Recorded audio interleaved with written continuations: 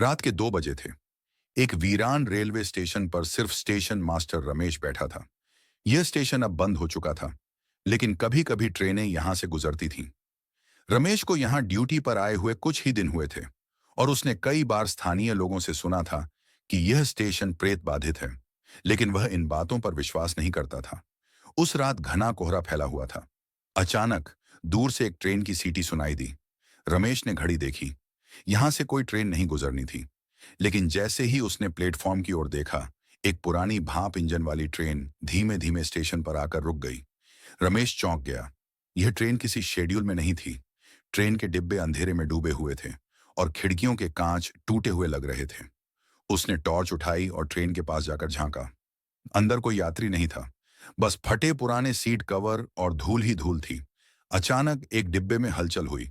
रमेश ने टॉर्च उस ओर घुमाई तो उसकी सांसें थम गईं। एक सफेद साड़ी पहने औरत खिड़की से झांक रही थी। उसका चेहरा एकदम सफेद था, और आंखों के स्थान पर खाली काले गड्ढे थे। का कौन हो तुम? रमेश ने कांपती आवाज में पूछा। औरत कुछ नहीं बोली। अचानक ट्रेन के अंदर से कई चीखें गूंजने लगीं। रमेश को महसूस हुआ जैसे पूरी ट्रेन में सैकड़ों आत्माएं कैद थीं। घबराकर वह पीछे हटने लगा, लेकिन तभी एक ठंडी हवा का झोंका आया और उसकी टॉर्च बुझ गई। अंधेरे में रमेश ने महसूस किया कि कोई उसके पीछे खड़ा है।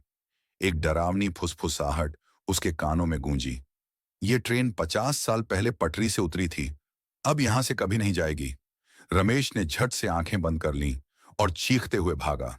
जब उसने मुड़कर देखा तो ट्रेन स्टेशन से गायब हो चुकी थी, जैसे वहां कभी थी ही नहीं।